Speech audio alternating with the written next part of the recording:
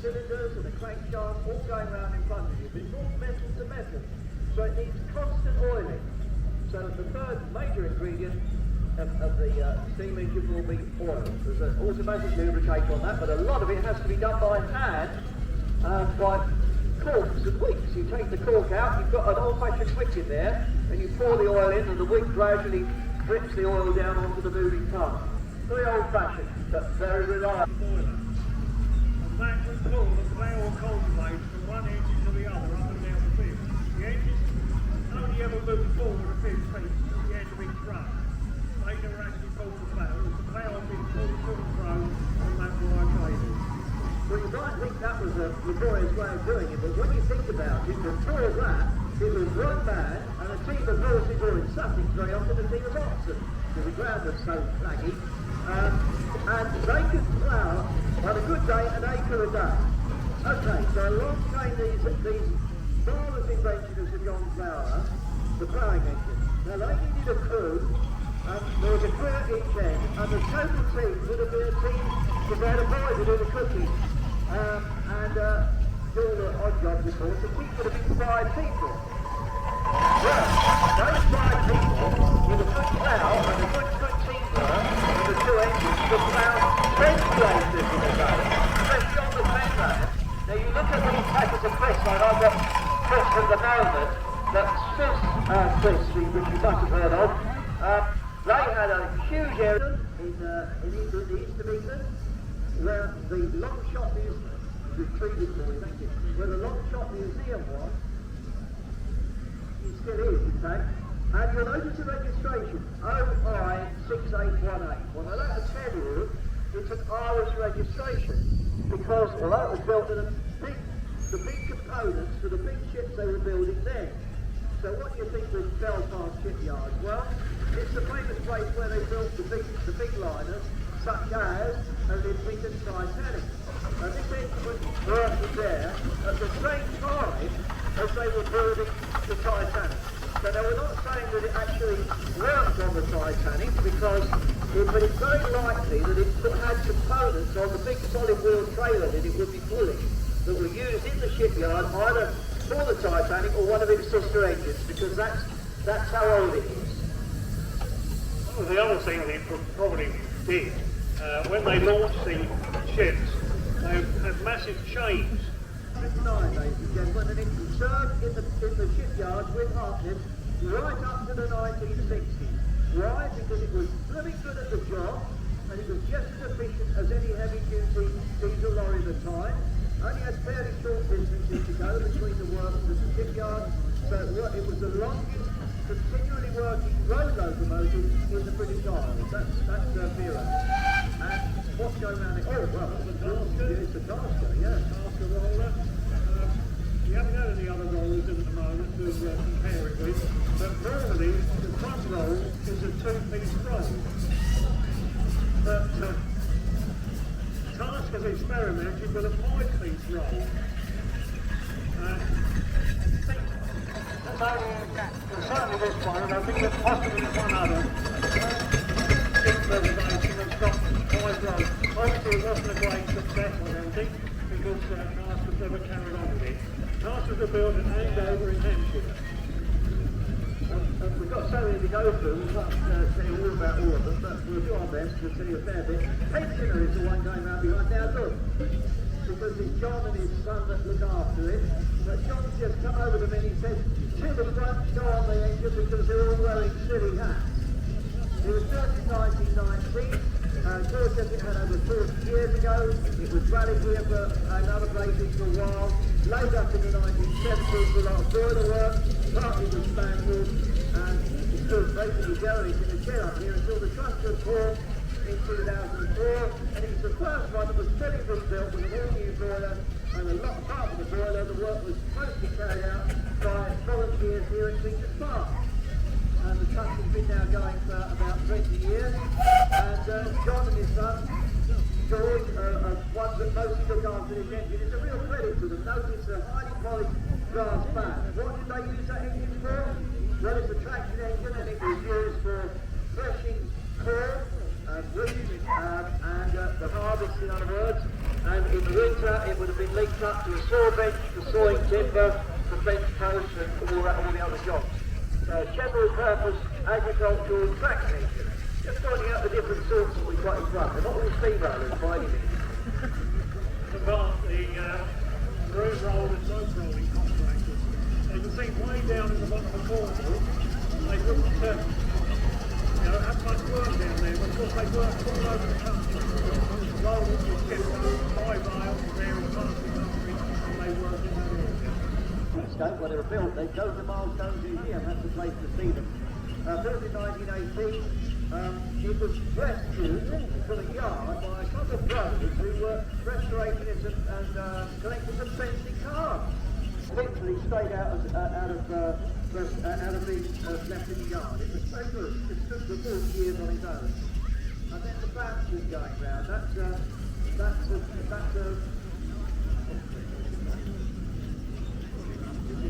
I'm going too slowly, aren't I? I'll come back to that one.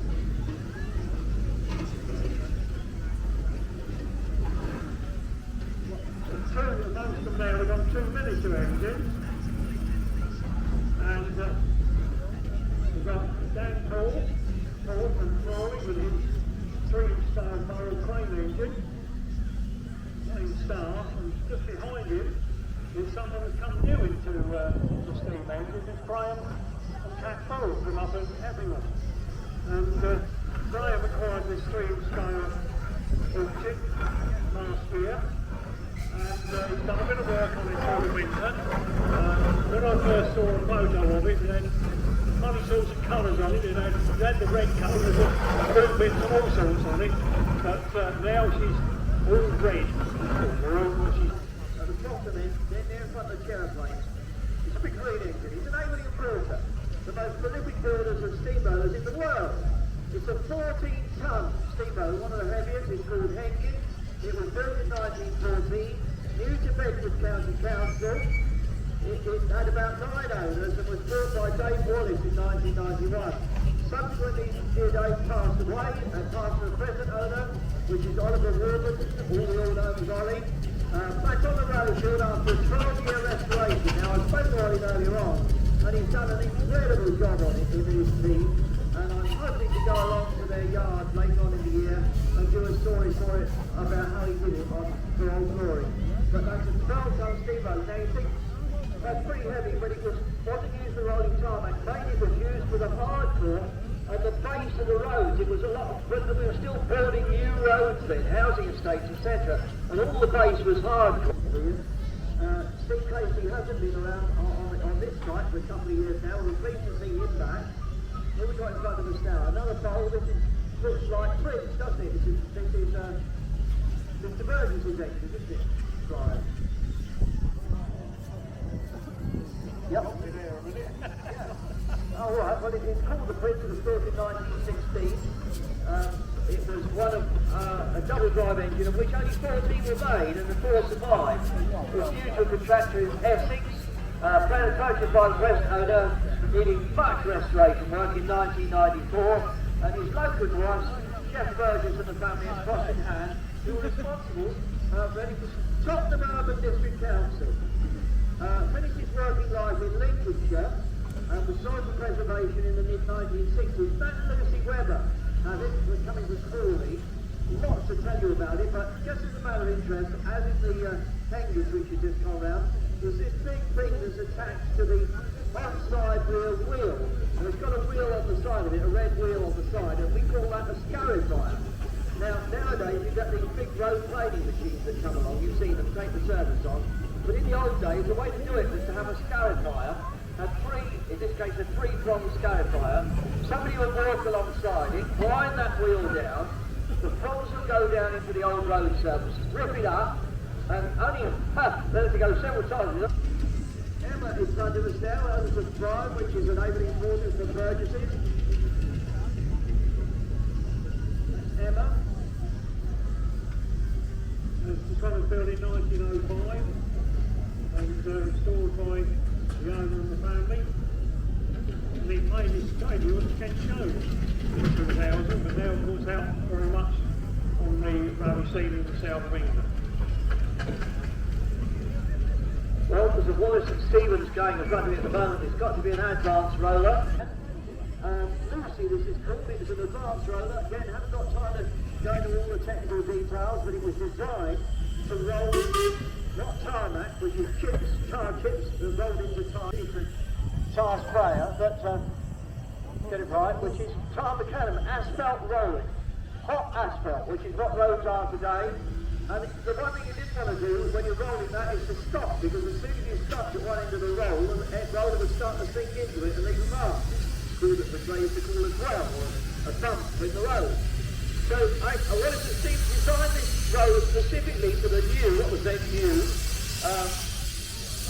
hot asphalt roads in the 1920s, and it could be put from forward into reverse gear without stopping, which in itself is an advanced design, but there's so many design features, we're boring the tears telling all about it. But the main point of this engine, it shows the transition from steam rollers rolling tar macadam roads into the modern asphalt, hot asphalt roads. Just pulling into the line at the moment is the Sentinel timber tractor. That again is one that's part of the Dorchester Trust collection here. It was built in 1934 and worked up in the Dorchester Trust, and here's the factory steam. Specifically designed to work on the timber work. It's got a steam-powered winch in underneath it to winch the heavy tree trucks about. Going into the lineup is Yes, it's got past us, which is a 3-speed general purpose traction engine, and it can go quite fast. Owned by Dave Massey from Warren. Then we've got behind that, we're very quick because we've got a lot to get through. Behind that is Endurance, which has got a long story. It's one of the oldest engines on the field. It's been in preservation for many years, and after many years of work with the Langley family, came back into steam last year. We're very pleased to see it back on the rally field, still with Upton. But going around in front of me is a Sentinel S4 steam wagon from 1935. That was right at the end of steam when the diesel lorry was coming into its own, and in fact the government was in the event of taxing steam off the road. Nothing to do with coal, it was basically because of weight and everything else, but there was nothing, they beat the pants off the diesel lorries at the time. They were built by Sentinels of Shrewsbury, and they're shaft driven, not check the timber Raven Reporter, built in 1923, and it's called the Barrel of Ride. Why is it called the Barrel of Ride? Because it originally spent most of its working life on the Isle of Wight. It was auctioned off as another engine that was one of Dingles down in Cornwall. They had a massive sale, and it was sold in that sale, and prior for the present owner, which was Ben Watson from Burgess Hill. Well, there's another barrel going around, he's just got in front of me, gone past me rather too quickly, but this one, just trying to which one that is, now that's not the game.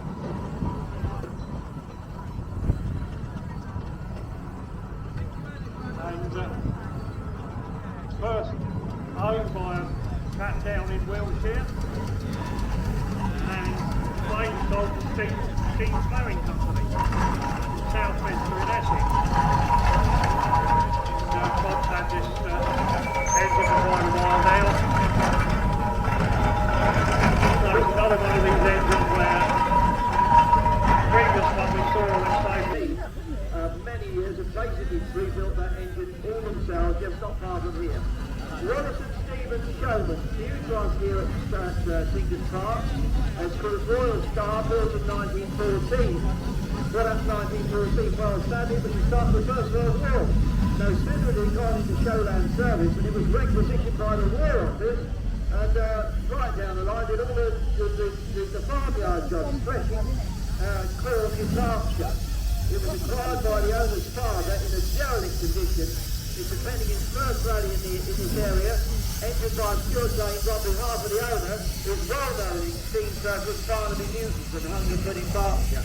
Got a lot of history behind it, that little rally. But why would it go on the threshing? Why would they want that? Why would the War Department want that?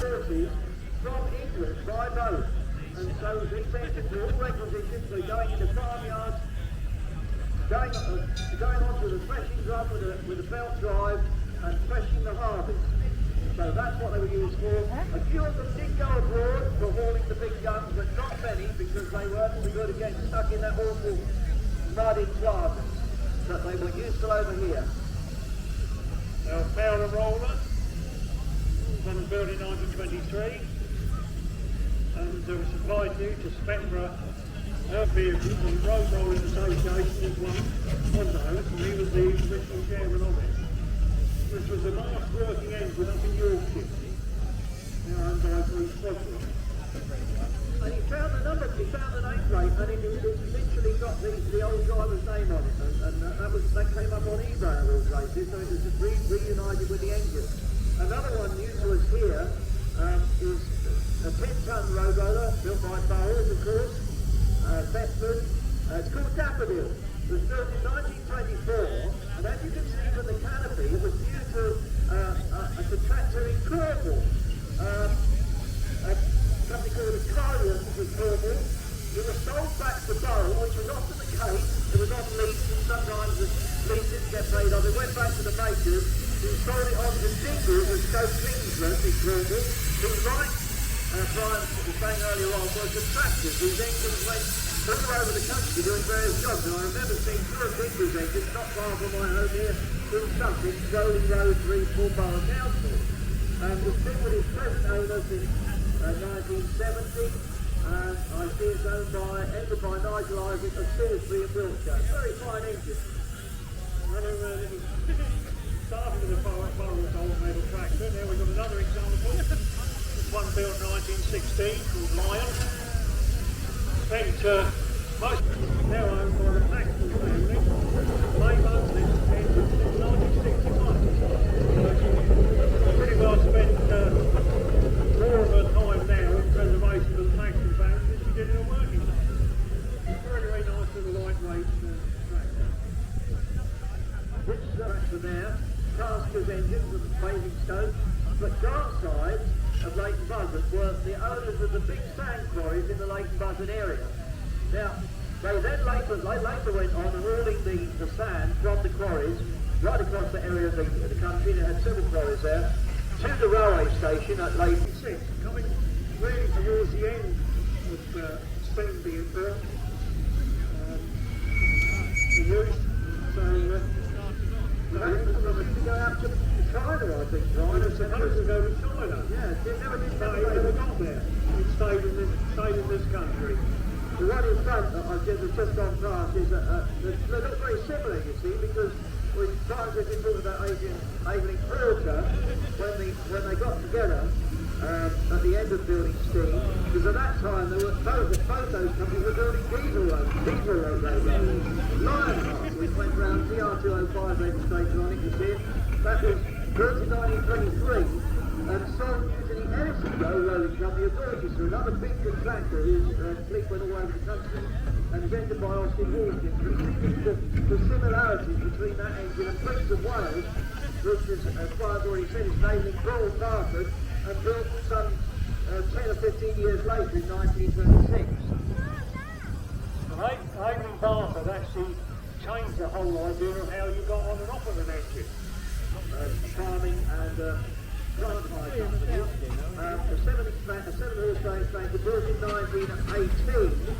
Very original condition because it was steamed. Actually, the one I mentioned earlier was originally, I said that in error about another engine because of it. This was the one I said was steamed out of the yard where it had been stored for 30 years, having previously been owned by a couple of brothers who frankly